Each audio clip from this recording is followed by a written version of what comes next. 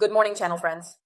Hello there. Today we are in our new office in Castellamonte, the new headquarters, the boss's office.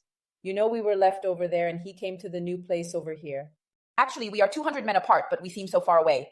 How long has this office been here? Almost a year. But we hardly use it because we just stay over there and this wall has been waiting to be painted for a year. Actually, it is the classic plasterboard wall because here it was divided. It was very big. This is part of an old kiln. Over there is even a ceramics kiln. And being very large, we had to get a hallway and said, well, it's the right time to do a tutorial and let people at home know how to paint a new plasterboard. It was even grouted with a rough filler because I wanted to look as nice as the other walls, which are original and rough. So it has been filled with a rough putty.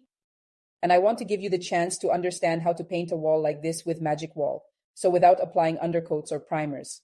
You always say to me, Elisa, the decorator I usually go to, tells me that it is essential to put a primer. Elisa, the paint shop I usually go to, always tells me that without primer, it won't hold. But if you use Magic Wall, you don't have to listen to what other companies' guidelines say, because they are different. Each product has its own guidelines, and rightly so. If you use the help of a decorator who is used to using other products, you must ensure that he follows our guidelines. So use the products as we teach you. It is essential. This is an innovative product. It is our Magic Paint product. There is no other company. People also told me that it is a paint like every other paint, simply branded under another name. It's not like that. Magic Wall doesn't exist in other sizes, colors, or names. It's our unique creation, so you must follow our guidelines carefully. But there's a surprise. Yes. Because this morning we are the decorators, the painters. Painters. We will apply the base, the background, a neutral color that will be the base for Alessandra's decoration that is about to arrive. But I bothered her a little later. She will arrive after lunch. Let's prepare the base. Let's start.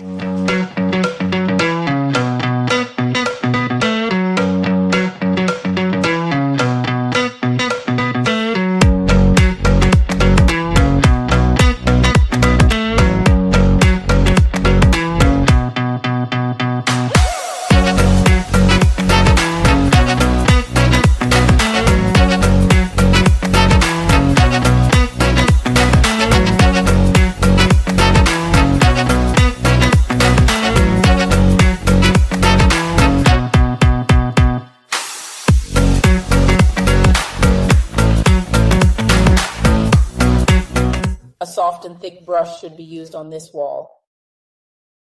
A brush that has a nice long bristle.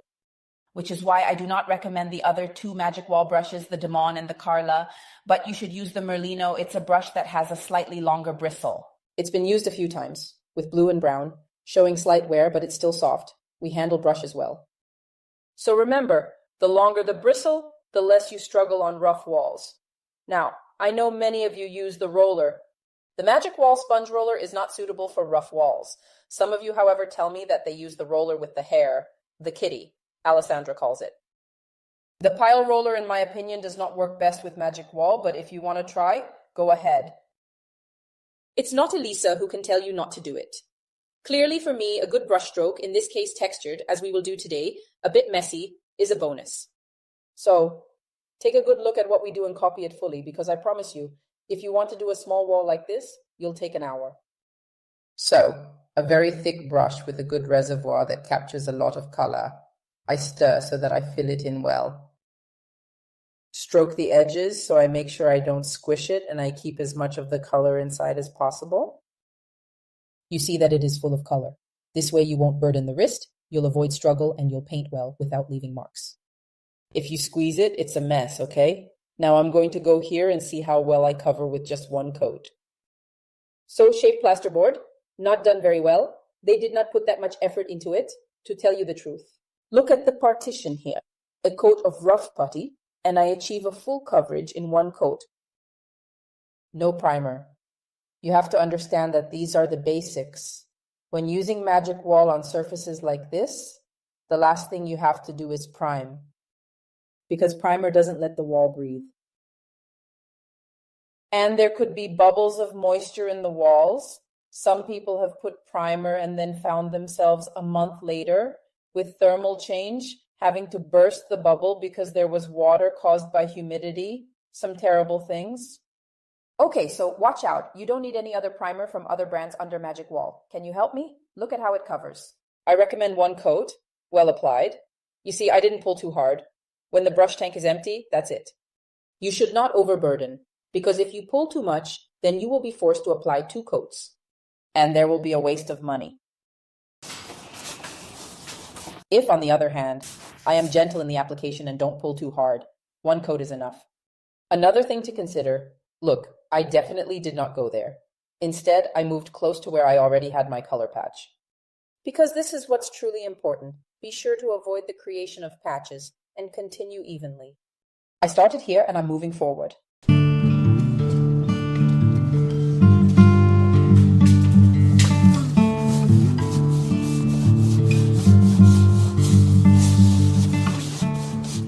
I go near the brick. I'm very careful not to stain the brick because in this particular case today, it's a little bit more complicated to cover it, so be careful. You can use the Architetto brush and carefully do the edges with it, or just be a bit more careful. Obviously, I don't have a very straight and smooth wall here. It's an old building, so it's perfectly fine for me to go with the large brush. However, if you have a very precise straight wall, you can easily use the Architetto brush, which is slightly cut and is very precise for angles.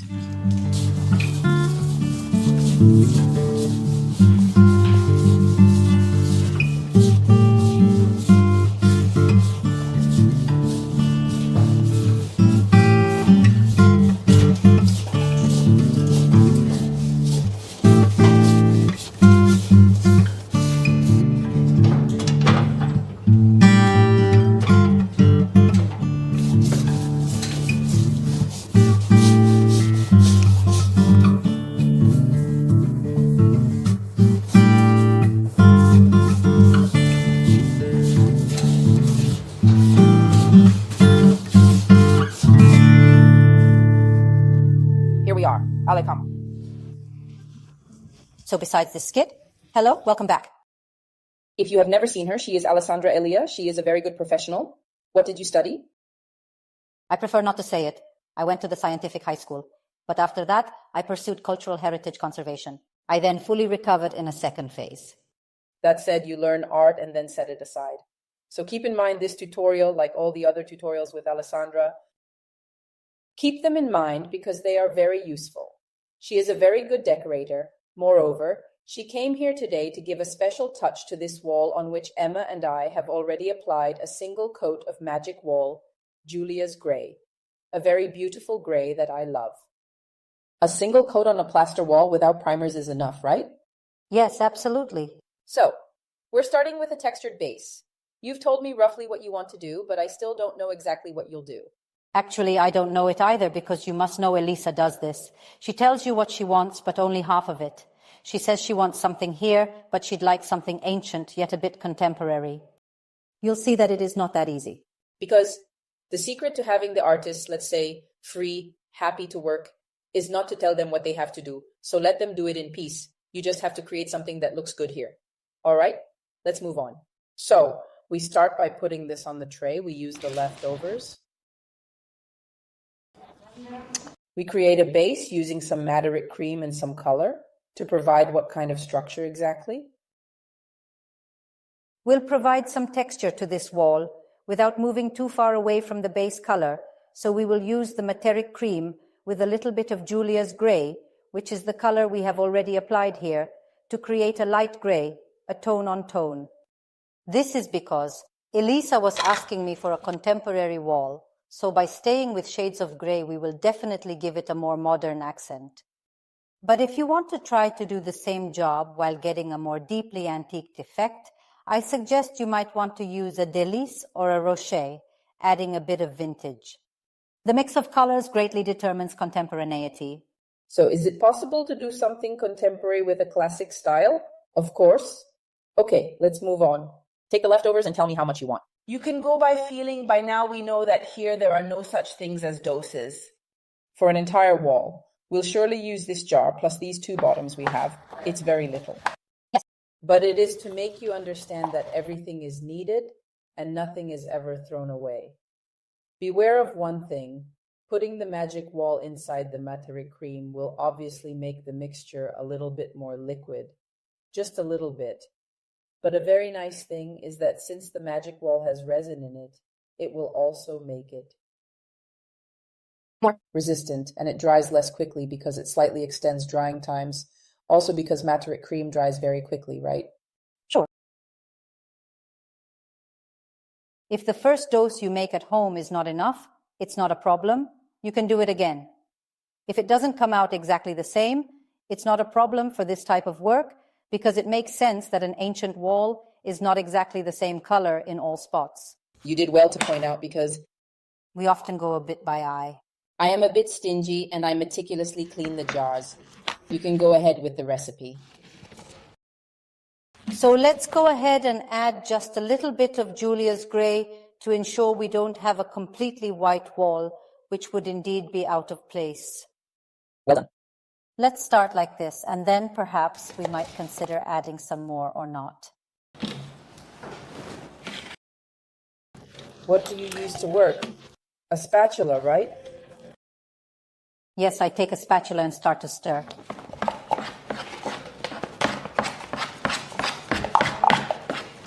We are using an old tray, but a bowl, a plastic plate, anything recycled will do.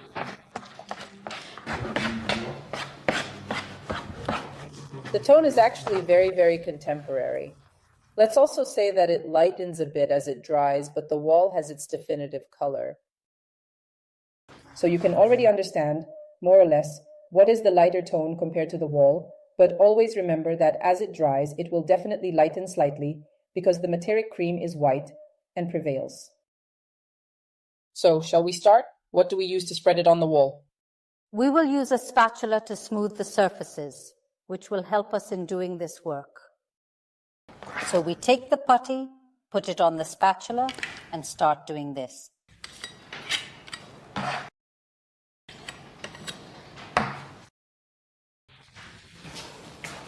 We spread it unevenly, leaving some portions exposed, and then we just pull it until the putty is worn away, like this.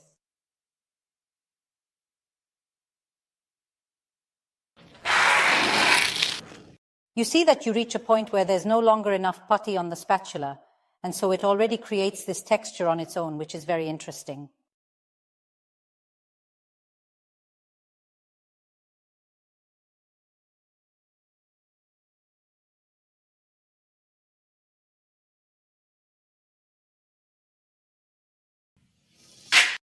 We should fill in some areas more, while it will be nice to leave others as they are, very fragmented.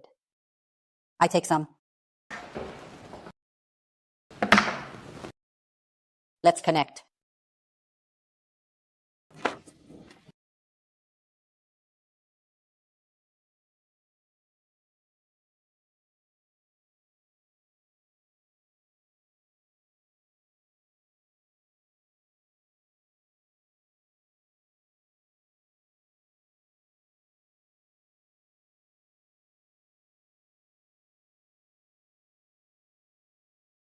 Remember that as long as the putty is wet, it is workable. So if you also want to actually work it a bit more, remember that you can do this until it dries. Well done. Indeed, I see that we are coloring it. In my opinion, the trick is not to show where it begins and ends, but to see something homogeneous. Yes, indeed. And then another trick is, at least it's a personal choice, but I don't like it when you can clearly see the trowel mark. So, if it turns out the way it turned out for me, there's no problem. Let's take a bit more filler. Let's not start from here, because if I started from here, I would immediately fill an area that is already full. I do this job instead. I start here and finish on an area that was already full. In this particular way, I carefully create a break, and the clear, distinct mark that was once there is no longer visible.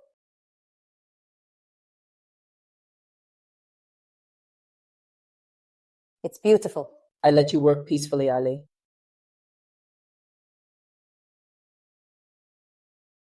When we do this kind of work, we must already have the end result in mind a little bit. So we think of filling in some areas, but others we deliberately leave open. We say in technical terms, Also because the material is not the last step in our work. It is a base on which we are going to work, so it is right to leave some areas more open and others fuller. I proceed and continue along the entire wall.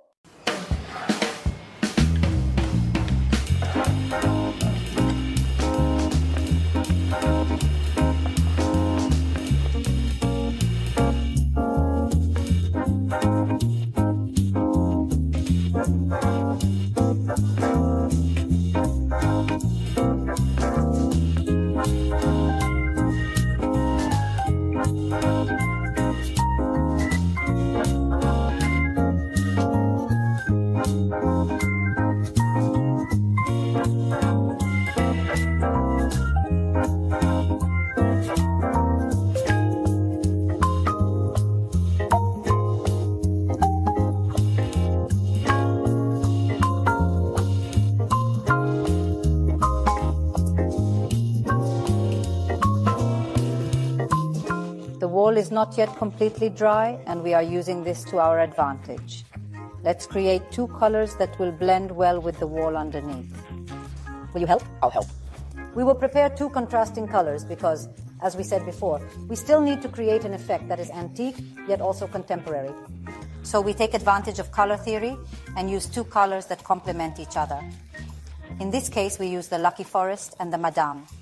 We lighten them slightly, again with Giulia's gray, so that we create a shade that does not differ too much from the wall below. So we have two trays. Do I start with green?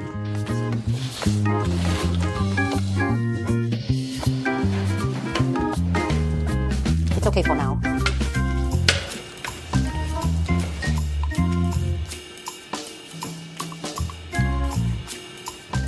And a bit of Giulia's gray. In the meantime, I'll stir it a bit so it mixes well. How much? It's okay.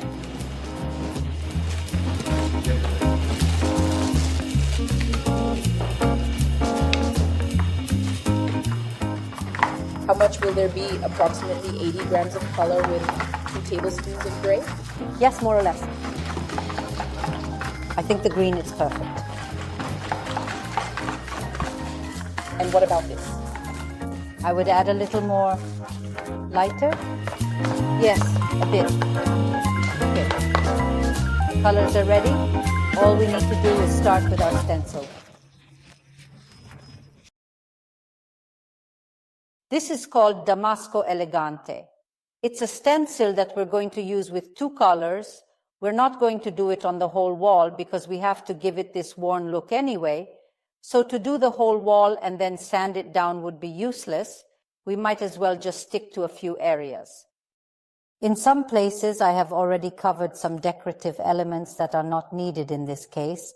I wanted to create a slightly lighter motif, so you too can modify your stencil as you prefer. Shall we start? Yes, indeed. We can just hold it by hand without paper tape. Well, I placed some. It doesn't bother anyway. Dry sponge roller. I don't wet it first because I want to create a very drained effect. So I take a little color and unload it well on the tray.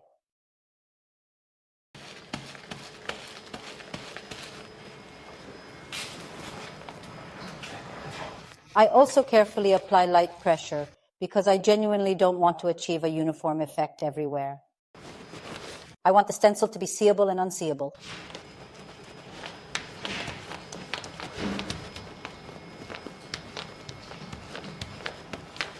Okay, now we will move over here. Okay. Do you see it's very light? I overlap the lily, if we can call it. Like that, and we proceed. Look what I do now. The roller is the same we have already used, drained. I haven't picked up more color. I'm going to use what I already have. And then I want to create a connection with this. It would be too obvious to do this decorative motif, Madame, and this one lucky forest.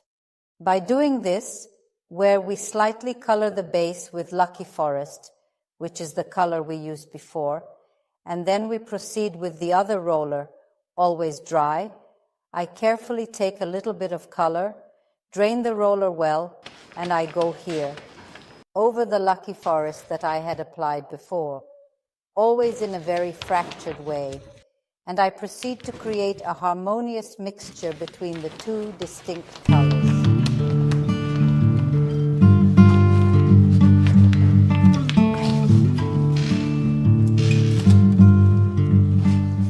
Do you see how they blend perfectly? And I do everything in one step. I don't reposition the stencil twice. Let's go on the other side.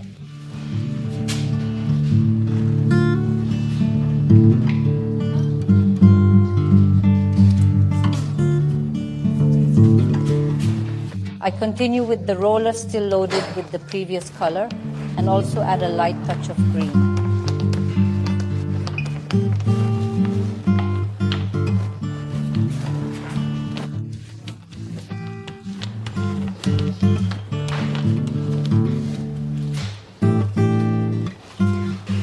We will carry on only in some areas while others will be left completely rough.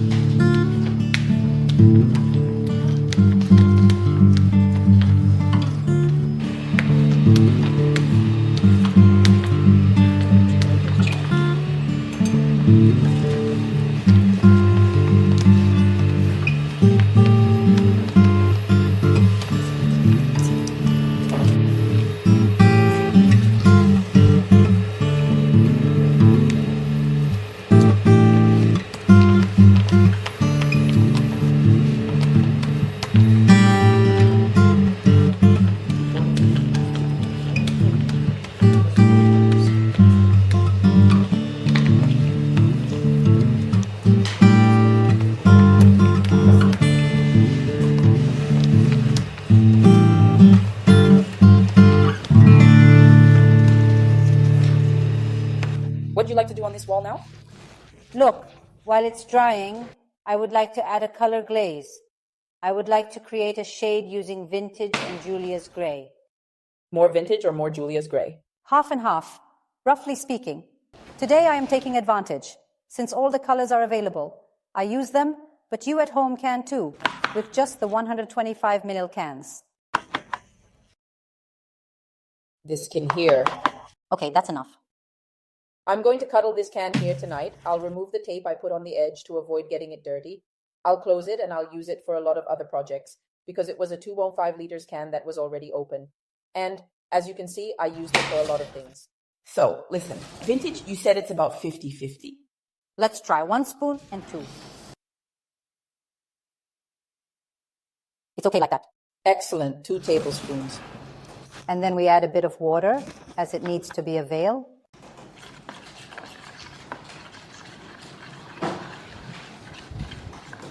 Do you like it, Alessandra? I like it. All this to create torterelle. This is to say that our colors are really special because you combine them and make others that already exist. It also reminds me of taffeta, I must say. But we created it by combining 2 colors we have already opened. Beautiful. So listen, is it thick enough now or would you like to add more water? Let's start. Sure. Yes. Okay, so you said we will need a big brush. I offer you the margarita. I like it. The width is 150. Yes.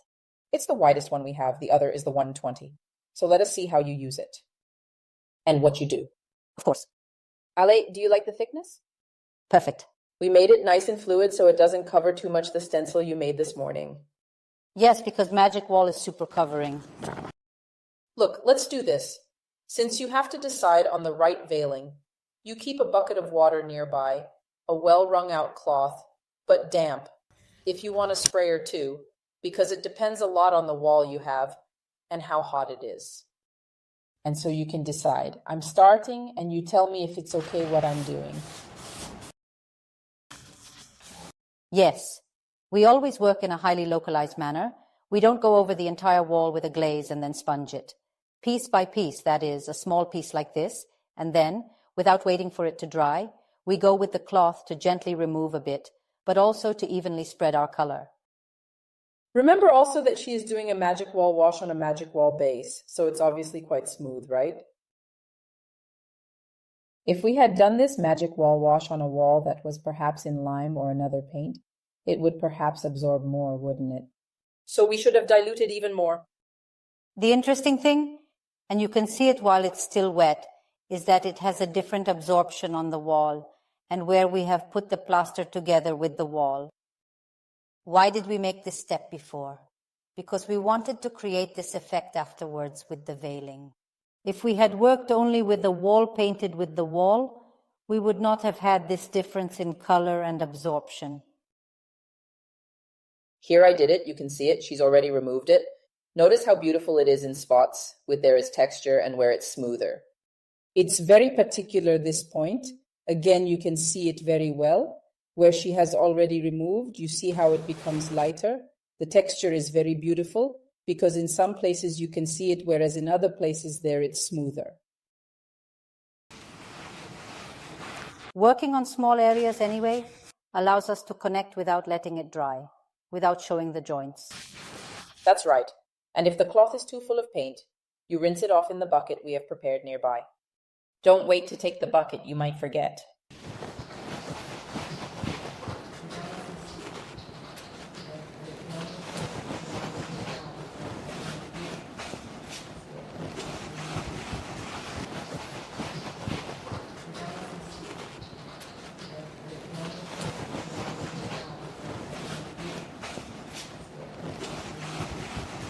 The glazing is finished and almost dry. Now let's finally add something personalized, some detail that makes our wall truly unique. Not that it's not good this way, it's very good as it is, but if we really want to give it that personalized touch, we need to add a little something. I have already prepared 2 colors, vintage and clear sand. I slightly diluted them to make the brush flow better. Now I'll show you what I'm doing. Let's add some gentle touches of light to the top right part of our painting. We have already done other tutorials where we explain the theory of lights and shadows well. You can go see them in detail. In this case, we will simply do something like this. Let's paint the lights in the upper part, to the right. We can also avoid doing it everywhere, also because we have made a fairly rough stencil, so we don't necessarily have to go and place lights everywhere. This work will definitely enrich our stencil and make it less anonymous. I am going to work on both the part that I had painted with green and the part that I had painted pink.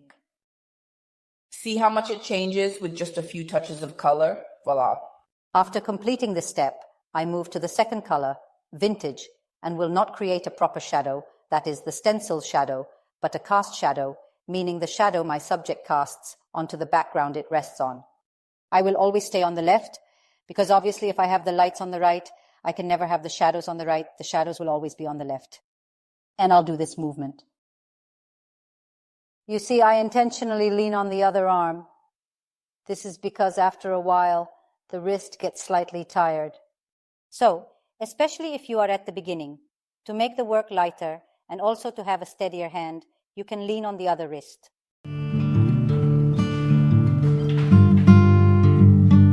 This work definitely helps to give 3-dimensionality to our drawing, but also to make it personalized, because obviously each of us has a different hand and manual skill.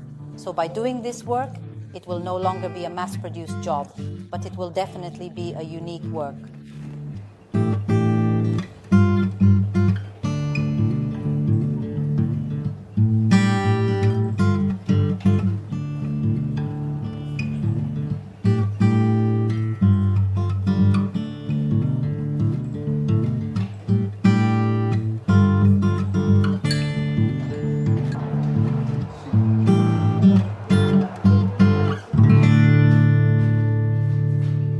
I have completed the painting touch-up.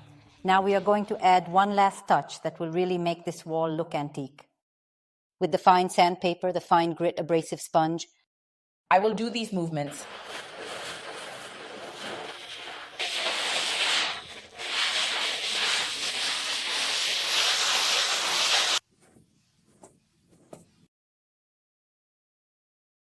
I am doing this both where there is painting and where there is not.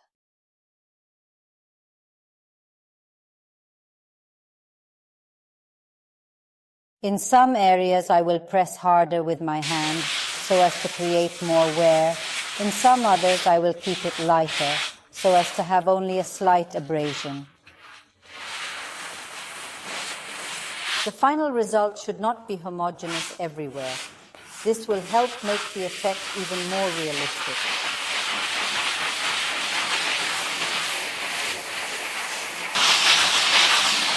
I can suggest every now and then you step away from the wall and take a look at the final effect. Now I'll step away too. I look at it and then carry on.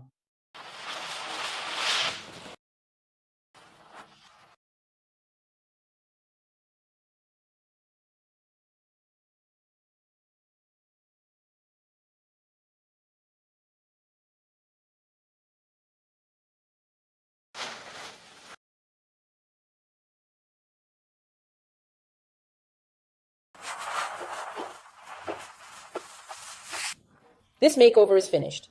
You know I have two sentences I always say. Good morning, channel friends, and this makeover is finished. Today there's no need to set it, it's already done. This wall does it all by itself. It is very beautiful. I hope it will also show up on video because live it is really beautiful, but I'm sure now Franco will come up with the camera and show all the details that came out at the end when you sanded. Yes, right? And the sanding really brought out the texture that we created initially. I really like it. I'm glad you also showed how to use different tools like the spatula to spread the putty initially to make it textured and how you created this wall in 2 hours, right? 2 hours out of everything. A work people can easily do on a rainy Saturday afternoon when they're home and bored. It's a perfect work. It's not difficult, but you have to follow a few guidelines. Always remember that we have already done a tutorial, in fact, maybe even more than one, to teach well how to create lights and shadows.